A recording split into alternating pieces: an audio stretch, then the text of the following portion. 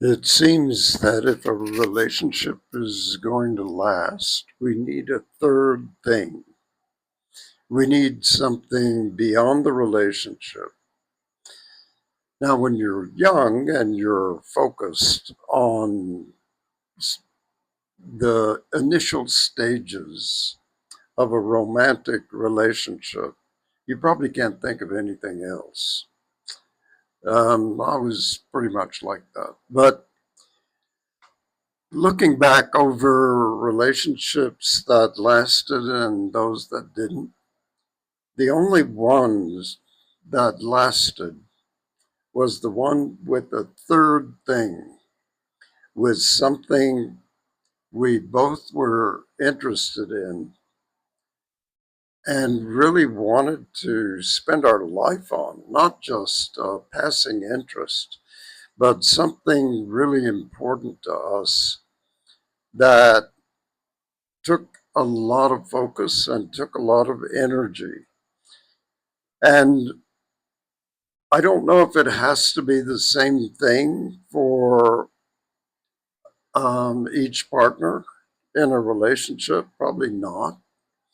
But I do think there needs to be a third thing. There needs to be something beyond the relationship where you want to devote your life to some passion, something of overriding interest to you that has a great deal of beauty and that uses things in you that need to be used, that need to be developed, that find a home in that third thing. When you're young, you may not be aware of that in a relationship. You may think that the fascination of the other person, how they look, what kind of image they present in the world, and so on, is enough to sustain a relationship. I don't see how it can work myself.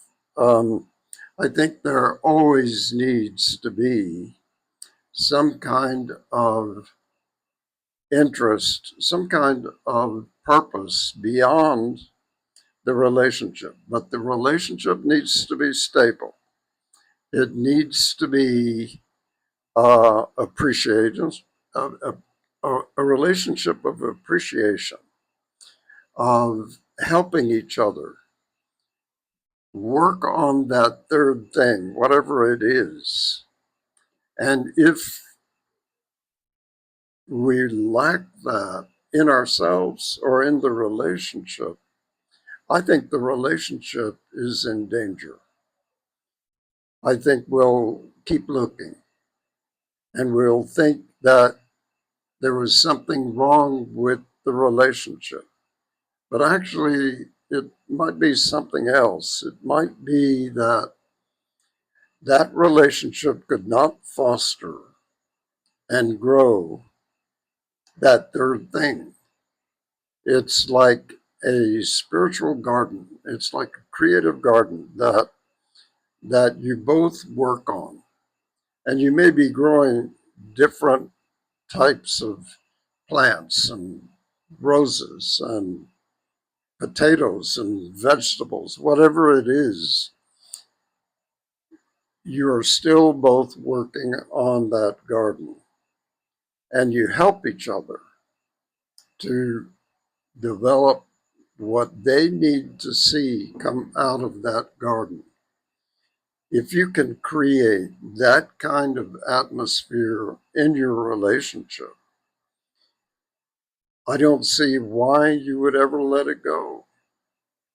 It is a living thing then.